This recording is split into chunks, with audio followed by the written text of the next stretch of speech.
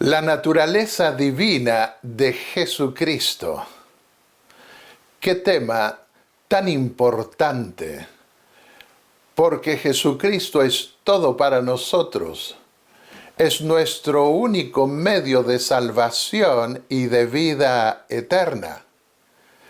Dice el pasaje de la Escritura, San Juan el capítulo 17 y el versículo 3. Y esta es la vida eterna, que te conozcan a ti, el único Dios verdadero, y a Jesucristo, a quien has enviado. Estas palabras son palabras de Jesús, que emitió en su oración intercesora por sus discípulos. Tenemos que reconocer que a lo largo de los siglos han habido problemas para entender ese milagro de la naturaleza divina en relación con la naturaleza humana. Han habido problemas para conocer a Dios y a su Hijo tal como lo revela la Biblia. Y eso se debe muchas veces a filosofías que se tienen y que tratan de armonizarse con lo que dice la Biblia sin renunciar a esas filosofías anteriores. Por ejemplo, en el siglo III se levantaron los arrianos, siguiendo a un tal Arrio.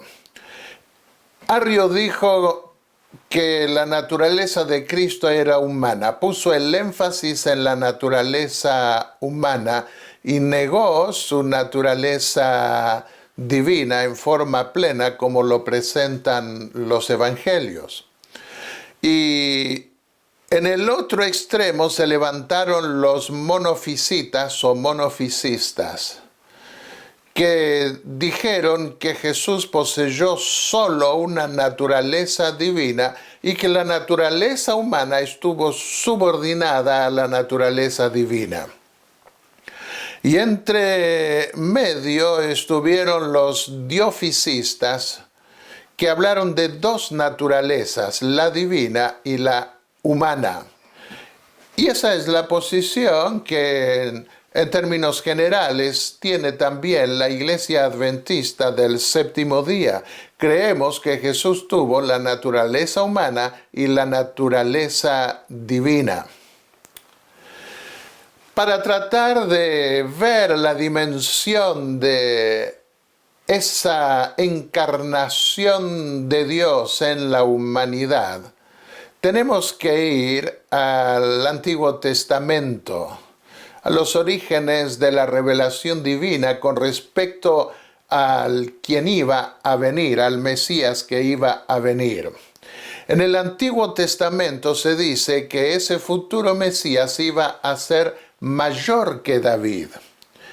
Dijo el Eterno a mi Señor, Salmos 110:1, siéntate a mi diestra hasta que ponga a tus enemigos por estrado de tus pies.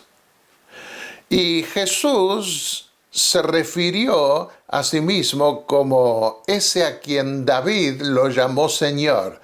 Y en su confrontación con los fariseos les dijo, si David le llama Señor a ese Mesías que iba a venir de su descendencia, ¿cómo es su hijo? Es mayor, es Señor de David. Zacarías 3:2, dijo el Eterno a Satanás, el Eterno te reprenda, oh Satanás, el Eterno te reprenda. El Eterno dice, el Eterno te reprenda. Aquí da la idea de dos personas, pero que forman parte del Eterno, de la deidad. La profecía de Isaías 7:14 nos habla de una señal que Dios daría para la venida del Mesías. El mismo Señor os dará señal, dijo Isaías. He aquí que la Virgen concebirá y dará a luz un hijo, y llamará su nombre Emmanuel. Y vamos a San Mateo, el capítulo 1 y el versículo 23, y leemos en ese evangelio, en el versículo 23 del capítulo 1, la Virgen concebirá y dará a luz un hijo y llamará su nombre Emmanuel, que traducido es Dios con nosotros. Dios mismo se anuncia, sería con ellos, con la venida de ese pequeño que una virgen daría a luz. Y en el capítulo 8 y el versículo 8 de Isaías dice que la extensión de sus alas llenará la anchura de tu tierra, oh Emmanuel. La tierra de Israel, la tierra prometida, era la tierra de ese Emmanuel, de Dios, que moraba en medio del pueblo de Israel. Vamos al capítulo 9 del profeta Isaías y el versículo 6, y dice, un niño nos ha nacido, un hijo nos ha sido dado, y la soberanía reposará sobre sus hombros, y se llamará su nombre admirable, consejero, Dios poderoso, Padre eterno, príncipe de paz. ¿Qué títulos? Admirable consejero, Dios poderoso, Padre eterno, príncipe de paz. Padre eterno, sería un niñito, pero es Padre eterno. Su reino sería un reino eterno. El aumento de su soberanía nos sigue diciendo en el versículo 7, en el versículo 7 Isaías. El aumento de su soberanía y de la paz no tendrán fin sobre el trono de David y sobre su reino, para afianzarlo y sostenerlo con el derecho y la justicia, desde entonces y para siempre. Pasemos a otra profecía que habla de la deidad, la eternidad de ese niño que iba a nacer del Mesías venidero. Está en el libro de Miqueas, en el capítulo 5 y en el versículo 2. Miqueas era contemporáneo del profeta Isaías. Pero tú, Belén Efrata, aunque eres pequeña entre las familias de Judá, de ti me saldrá el que ha de ser gobernante en Israel. Y sus orígenes son desde tiempos antiguos, desde los días de la eternidad. Así que acá vemos que remonta el tiempo a un pasado bien lejano hacia atrás. No solo, según vimos en el capítulo 9 de Isaías, que hay una eternidad de su reino que va hacia adelante, sino que sus orígenes provienen, es decir, vienen de la misma eternidad. Su reino, el reino de este Mesías venidero, sería eterno. Lo vemos de nuevo en el capítulo 7, los versículos 13 y 14 del libro de Daniel. Con las nubes del cielo, cuenta Daniel en su visión, venía uno como un hijo de hombre, que se dirigió al anciano de días y fue presentado ante él. Y le fue dado dominio, gloria y reino para que todos los pueblos, naciones y lenguas le sirvieran. Su dominio es un dominio eterno que nunca pasará, y su reino uno que no será destruido. Vemos aquí un reino eterno, donde siempre sería rey. Hoy se elige un presidente y a los 4, 5, 7 años, dependiendo del país, ya queremos otro. Pero este será un rey eterno. Y no lo queremos cambiar porque ningún rey terrenal da su vida para darnos a nosotros la vida eterna. Vayamos al Nuevo Testamento y vemos allí ese concepto del reino eterno que un ángel le da a una joven, a una doncella de Judea. En San Lucas, el capítulo 1, versículos 32 y 33 se nos dice: concebirás en tu vientre, es el ángel que le dice a María, y darás a luz un hijo y llamarás su nombre Jesús. Este será grande y será llamado Hijo del Altísimo, y el Señor Dios le dará el trono de David su padre, y reinará sobre la casa de Jacob para siempre, y su reino no tendrá fin. ¡Qué extraordinario! El hijo de esta joven virgen iba a reinar para siempre. María no podía entender todo esto y debió guardar todo esto en su corazón, esperando que con el tiempo Dios iba a revelar más luz y más luz y más luz. Vamos a la epístola a los Hebreos y vemos que a Jesús se lo presenta como alguien que es no solo mayor que David, según ya vimos, sino también mayor más que los ángeles. Por ejemplo, dice en Hebreos el capítulo 1, los versículos 5 al 8. ¿A cuál de los ángeles dijo Dios jamás: mi hijo eres tú, yo te he engendrado hoy? Y otra vez, yo seré a él padre, y él me será a mi hijo. Y otra vez, cuando introduce al primogénito en el mundo, dice: adórenle todos los ángeles de Dios. Mas del Hijo dice: tu trono, Dios, por el siglo del siglo, cetro de equidad es el cetro de tu reino. Se compara acá el trono del Mesías con el trono de Dios, está ligado a Dios mismo. Y vuelve a decir en el versículo 13 del capítulo 1 de la epístola a los Hebreos: ¿a cuál de los ángeles dijo Dios jamás: siéntate a mi diestra hasta que ponga a tus enemigos por estrado de tus pies? Todo un honor, todo un reconocimiento que lo pone a la misma altura de Dios que ni los ángeles del cielo tienen. Otra expresión que encontramos en la Biblia es primogénito de toda creación, primogénito de los muertos. Tenemos que tener en cuenta que el ser primogénito no significa el primer nacido necesariamente. Podía serlo, pero no necesariamente. David fue el último de los hermanos y nos dice el Salmo que fue el primogénito. Y lo mismo podríamos decir de otros personajes más de la Biblia. Y en este sentido es llamativo que según los rabinos, Dios era el primogénito de la creación divina, lo que significa el primero, el principal. En la epístola a los Colosenses, el capítulo 1, los versículos 15 al 18, se muestra esa proyección divina en el Hijo de Dios.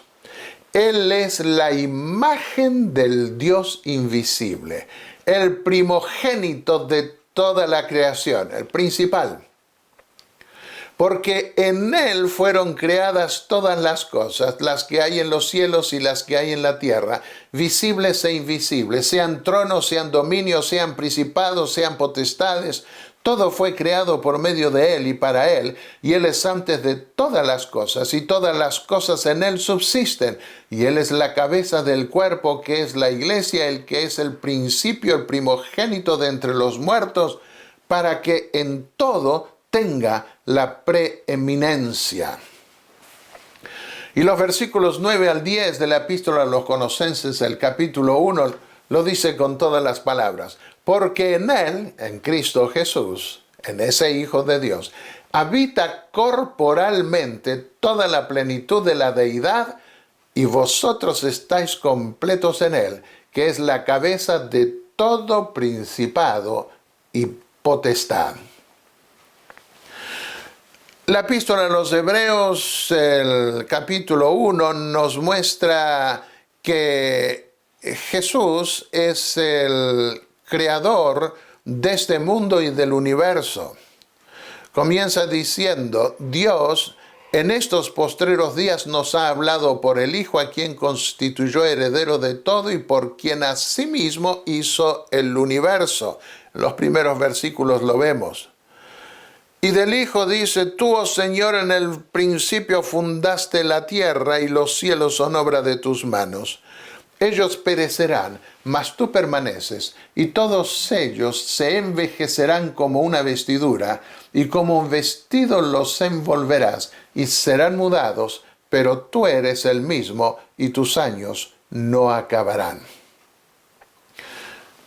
Los versículos 1 al 3 y los versículos 10 al 12 de ese capítulo 1 de la Epístola a los Hebreos se nos presenta así a Cristo con una existencia muy anterior a la nuestra y a la creación de este mundo, como el creador del universo. Él es el autor de la vida. En San Juan 10, el versículo 28, Jesús dijo: yo les doy vida eterna y jamás perecerán, y nadie las arrebatará de mi mano. El apóstol Pablo no podía decir que él daba a la gente vida eterna, porque él no poseía la vida eterna. Ninguno de nosotros posee la vida eterna, nos es dada como un regalo gratuito, dependiente siempre de Dios. Dijo en San Juan 14:6 Jesús: yo soy el camino y la verdad y la vida. Nadie viene al Padre sino por mí. Jesús es la vida misma. Si nosotros queremos venir y vivir abundantemente, tenemos que recurrir a Él, porque Él es la fuente de la vida. Primera epístola de Juan, el capítulo 1 y el versículo 2 dice: la vida fue manifestada y nosotros la hemos visto y damos testimonio y anunciamos la vida eterna, la cual estaba con el Padre y se nos manifestó. Vamos al libro Los Hechos de los Apóstoles. Y en su discurso a la nación judía en el Pentecostés, el apóstol Pedro extendió una acusación. Vosotros matasteis al autor de la vida, a quien Dios resucitó de los muertos, de lo cual nosotros somos testigos. En él estaba la vida, Juan 1:4, y la vida era la luz de los hombres. El autor de la vida, el creador del universo, en esa distribución de tareas que la Trinidad hizo, la Deidad hizo, para cumplir una agenda al crear el universo y luego redimirlo también. Cuando Jesús vino a este mundo, Él se autolimitó.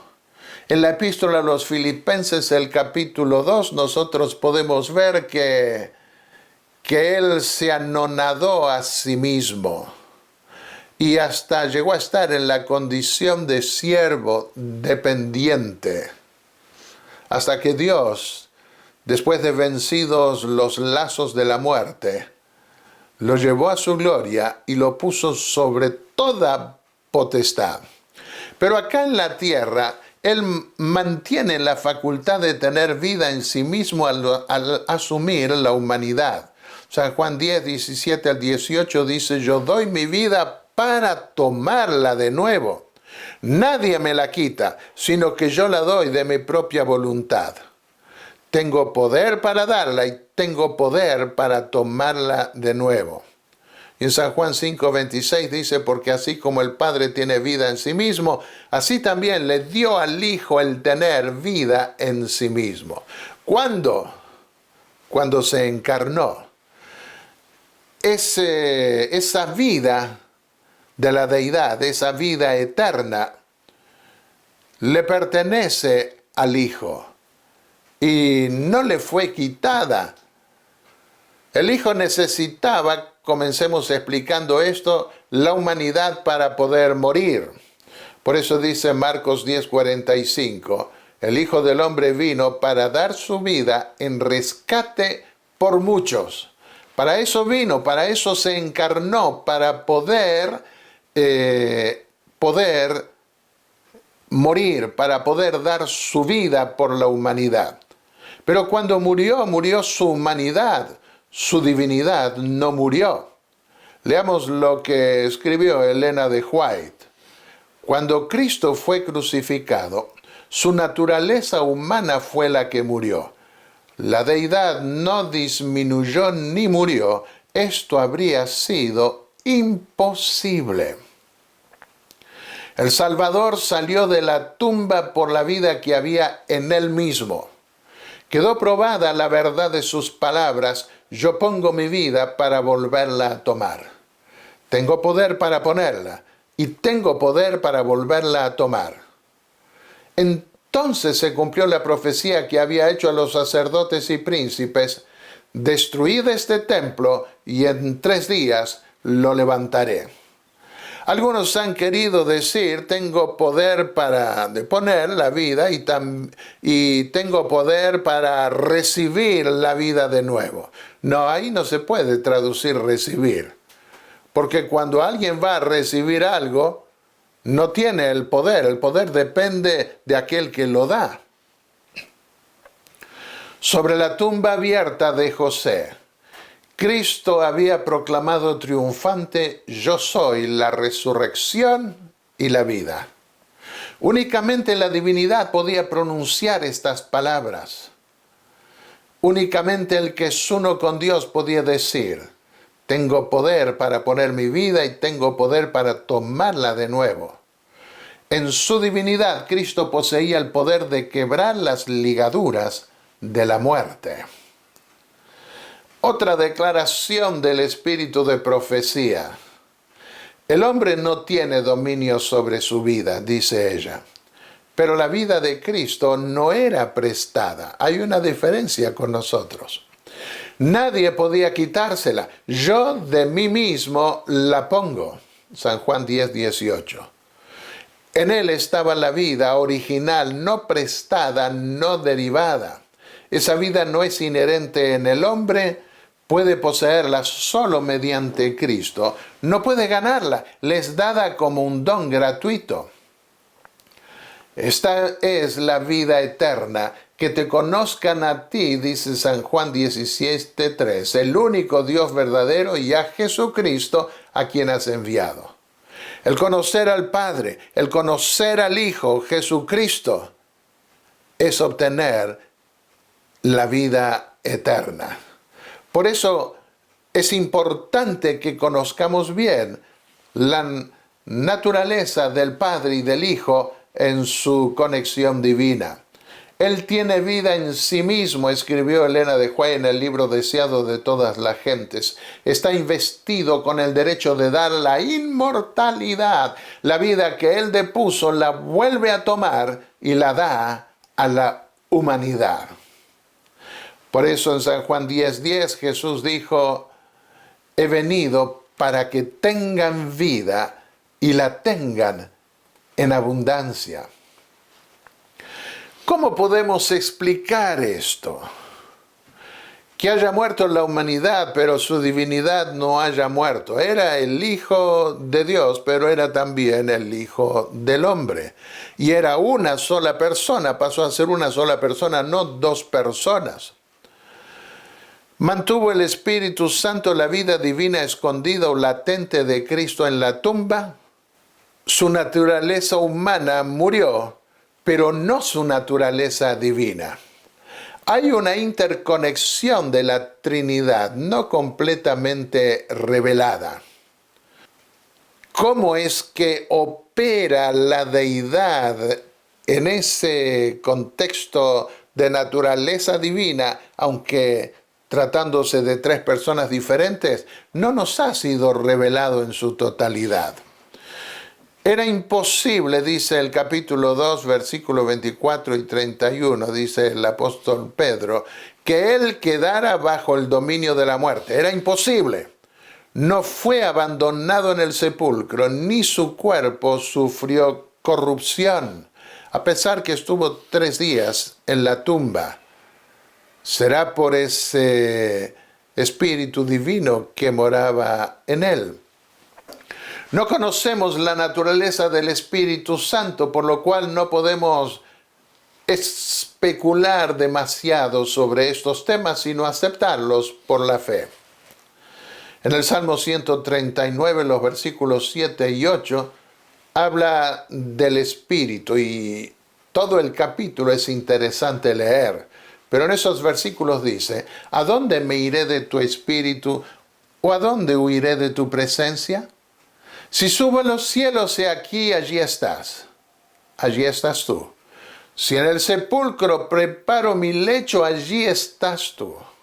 En otras palabras, no podemos escaparnos, como quiso hacer Jonás, de irse en un barco lejos del lugar a donde Dios lo llamaba para ir.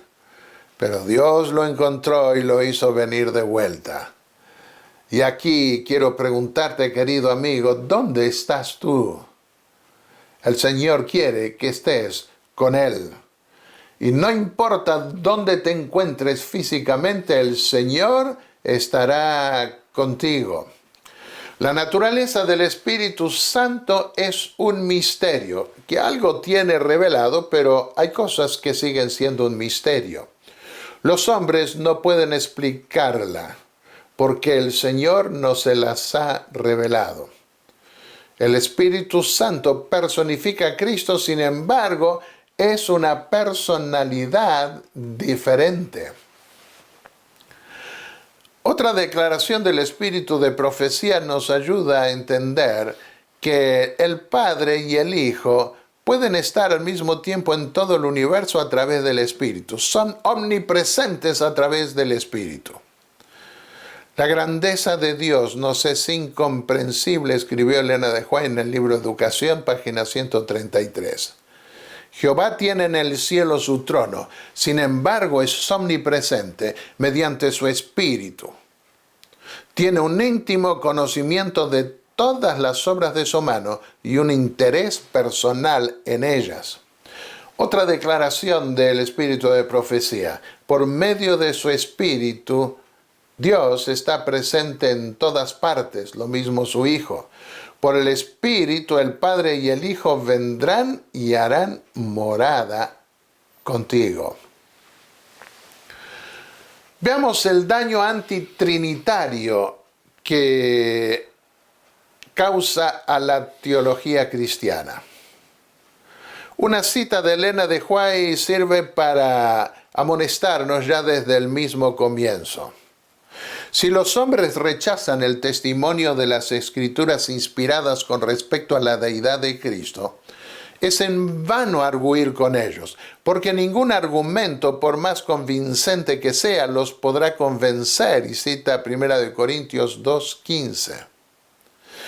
Ninguno que sostenga este error puede tener un concepto verdadero del carácter o la misión de Cristo, del gran plan de Dios para la redención del hombre. ¿Cuáles son esos daños antitrinitarios a la doctrina de la Trinidad? En primer lugar, si la Trinidad no existe, tendríamos que cambiar la fórmula trinitaria en el bautismo para complacer a los antitrinitarios. La gente en los días de los apóstoles no tenía problemas en aceptar a Dios como Padre, pero debía aceptar a Jesús como Salvador. Por eso el libro de los Hechos pone el énfasis en el nombre de Jesús para el bautismo, pero no porque rechazasen la fórmula trinitaria que Cristo mismo dio. Esto es importante destacar porque ninguno de los apóstoles en el libro Hechos de los Apóstoles, que está en la Biblia, en ninguno de esos escritos vemos un rechazo de Cristo a su papel mesiánico. Y en cuanto a la triple manifestación de la deidad con el bautismo, nosotros podemos ver que fue corroborado por nuestro Señor y por los ángeles. Veamos otro ejemplo. Cuando Pablo fue a visitar otra región de esa zona de Grecia y Turquía, encontró algunos discípulos de Juan y les preguntó: ¿recibisteis el Espíritu Santo cuando creísteis? Y ellos le dijeron: ni siquiera hemos oído si hay Espíritu Santo. Entonces dijo: ¿en qué pues fuisteis bautizados? Y ellos dijeron: en el bautismo de Juan. Dijo Pablo: Juan bautizó con bautismo de arrepentimiento, diciendo al pueblo que creyesen en aquel que vendría después de él, esto es, en Jesús al Cristo. Cuando oyeron esto, fueron bautizados en el nombre del Señor Jesús. Y habiéndoles impuesto Pablo las manos, vino sobre ellos el Espíritu Santo. Así que acá nosotros vemos al Espíritu Santo junto con Jesús. Pero el énfasis al bautizar es en Jesús, porque les faltaba conocer a Jesús para ser bautizados. Un segundo punto del daño antitrinitario a la doctrina de la deidad o de la Trinidad es que la reducción o negación de la eternidad del Hijo en igualdad con Padre, como Padre, rebaja el carácter de Dios, demerece la doctrina de la expiación, desvirtúa el evangelio de la justificación por la fe, hace nulo el sacerdocio de Cristo y resquebraja el sistema compacto de fe que Dios nos confió. Veamos un poco más de cerca estos aspectos de aquellos que niegan la deidad del Hijo de Dios o del Espíritu Santo, cómo afecta la doctrina de la Iglesia, la fe de la Iglesia y la misión de la Iglesia. Por eso, en tercer lugar, podemos decir que si el Hijo no es igual a Dios, no podríamos ver la justicia de Dios, sino la injusticia del Padre por permitir que un inocente pague por otro. Es una tremenda injusticia requerir que alguien pague por lo que no hizo y el otro, que hizo algo malo, no pague nada. Es una injusticia hoy en cualquier sistema de derecho civil. Sin embargo, si el Hijo es igual a Dios y tomó esa decisión por sí mismo, nadie puede acusar a Dios de injusticia. Leamos Romanos el capítulo 3, los versículos 21 y 26. Pero ahora la justicia de Dios ha sido manifestada por medio de la fe en Jesucristo para todos los que creen, siendo justificados gratuitamente por su gracia, por medio de la redención que es en Cristo Jesús, a quien Dios exhibió públicamente como propiciación por su sangre, como demostración de su justicia, porque en su tolerancia Dios pasó por alto los pecados cometidos anteriormente para demostrar en este tiempo su justicia, a fin de que Él sea el justo y sea el que justifica al que tiene la fe en Jesús. Por supuesto, Jesús era el Hijo de Dios, pero no porque era un ser creado inferior al Padre. Dios no aceptaba sacrificios humanos. Y en Levítico 22 leemos: cualquier varón de los hijos de Israel o de los extranjeros que moran en Israel que ofreciera alguno de sus hijos a Moloc, de seguro morirá. La pena de muerte pasaba para con aquellos padres que, pretendiendo calmar a sus dioses, ofrecían un sacrificio humano. En cuarto lugar, ninguna persona creada o nacida o derivada del Padre podía expiar el pecado, porque en ese caso habríamos visto la justicia de un ángel o la de un hombre, pero no la justicia de Dios. Porque sería la salvación obtenida por la proeza de un hombre.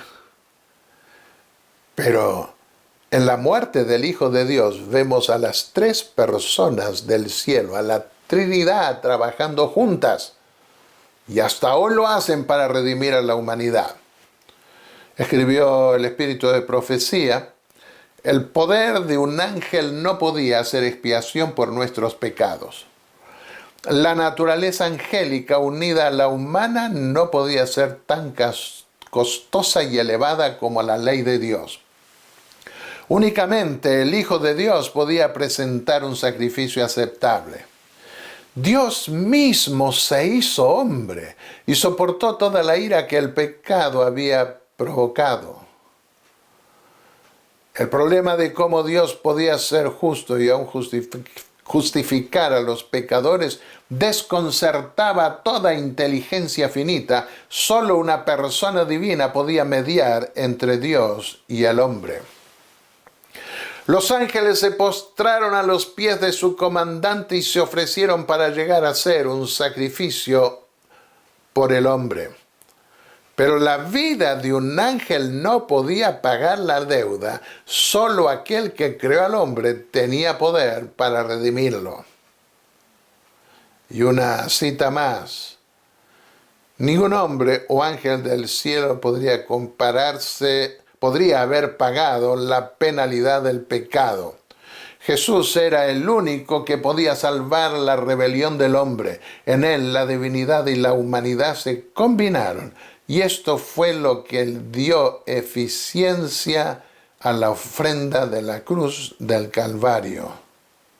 En Mensajes Selectos está página 322. Miren esta cita. Qué significativa esta cita. Es una de las citas de Elena de White que más me impresiona, porque proyecta la verdadera importancia para los ángeles y para los seres humanos de la redención de este Hijo de Dios. La perfección angélica, dice ella, fracasó en el cielo. ¿Así? ¿Con quién fracasó? Con Lucifer. Era un ángel, como los ángeles que están en el cielo. Y los que lo siguieron eran ángeles también, que prefirieron serles más leales a Lucifer que a Dios mismo. La segunda frase: la perfección humana fracasó en el Edén, el paraíso de felicidad. Aquí nosotros podemos ver que la perfección humana también fracasó. Y ellos debieron ser expulsados del Edén. La tercera frase ahora: todo el que desee seguridad, ya sea en la tierra como en el cielo, debe mirar al Cordero de Dios. Aún los ángeles deben mirar al Cordero de Dios para poderse mantener firmes. Nunca pecaron esos ángeles del cielo, pero era el Hijo de Dios que les iba a barrer toda duda y a revelarse de tal manera que ellos nunca pecarían, nunca se levantarían contra el gobierno de Dios. Veamos otra declaración más del Espíritu de Profecía. Ningún ser finito podía hacer expiación, únicamente la deidad podía acabar con el pecado. Únicamente mediante los méritos de aquel que era igual con Dios podía restaurarse la raza caída. Fue la plena y libre aceptación de la penalidad del Salvador lo que hizo su sacrificio completamente aceptable en todo punto. Así que vemos que para la expiación, para el pago que debía darse por el pecado, ninguna otra vida podía servir. Solo la vida del Hijo de Dios, que Dios mismo salvase a esta raza pecadora, dando su vida por ella y pagando el precio del pecado.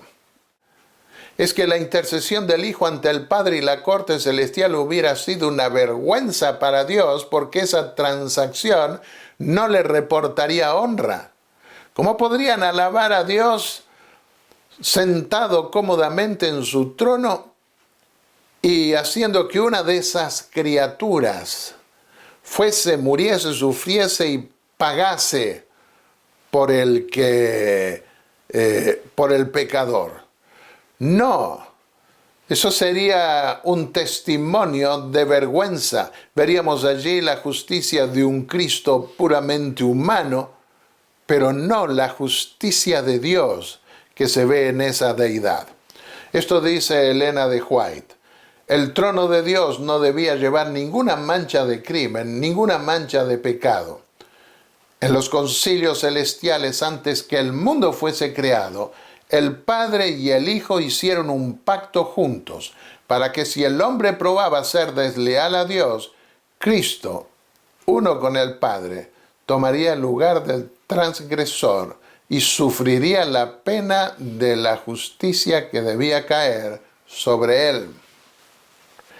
La intercesión del Hijo ante el Padre, si se elimina la doctrina de la Trinidad, no tendría relevancia a menos que el Espíritu Santo mediase para traer al hombre en armonía con Dios. No es solamente el Hijo que murió hace 2000 años atrás. No es solamente el Padre que vela y observa. Es a través del Espíritu Santo que se da esa intercomunión de las tres personas de la deidad, y en la cual nos colocó a nosotros en la persona de Jesucristo, formando un lazo tal con la humanidad, con su naturaleza humana, que nunca será quebrantado. Qué maravilloso privilegio el nuestro. El Espíritu nos ayuda en nuestra debilidad. Romanos 8, 26 al 27. Porque no sabemos orar como debiéramos o como conviene, pero el Espíritu mismo intercede por nosotros con gemidos indicibles. Vemos acá una persona, no una fuerza. Una fuerza no sufre.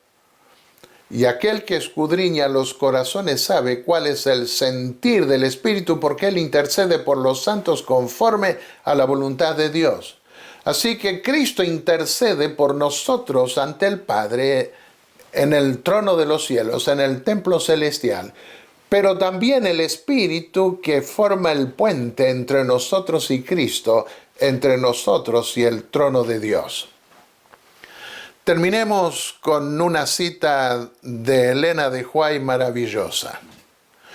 ¿Cómo podría ser que el niño indefenso del pesebre de Belén siguiera siendo el divino Hijo de Dios? Aunque no podamos entenderlo, podemos creer que aquel que hizo los mundos, por causa de nosotros, se convirtió en un niño indefenso. Aunque era más encumbrado que ninguno de los ángeles, aunque era tan grande como el Padre en su trono en los cielos, llegó a ser uno con nosotros. En él, Dios y el hombre se hicieron uno, y es en este acto donde encontramos la esperanza de nuestra raza caída. Mirando a Cristo en la carne, miramos a Dios en la humanidad y vemos en él el brillo de la gloria divina, la imagen expresa de Dios, el Padre. Qué maravilloso don, qué maravilloso regalo que nos dio Dios en la persona de Jesucristo.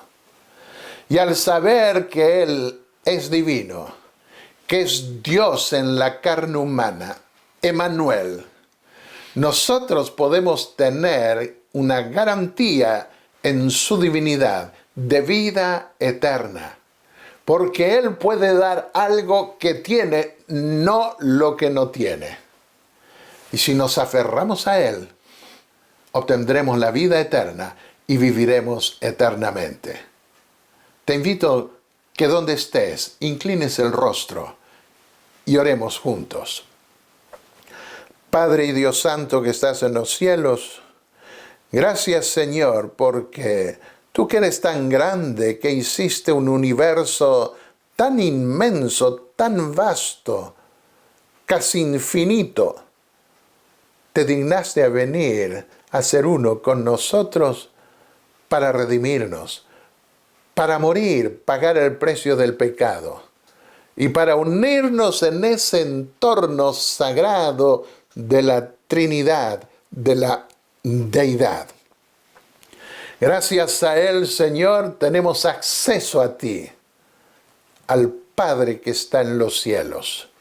Por lo cual, en el nombre de Jesús, nuestro Salvador, te pedimos que seas con nosotros, nos llenes de tu bendición, nos des la paz que necesitamos, el perdón de los pecados, y nos otorgues la vida eterna que anhelamos de todo corazón, porque anhelamos vivir en ese reino eterno que viniste a inaugurar aquí en la tierra hace 2000 años atrás y que confirmarás pronto en tu segunda venida.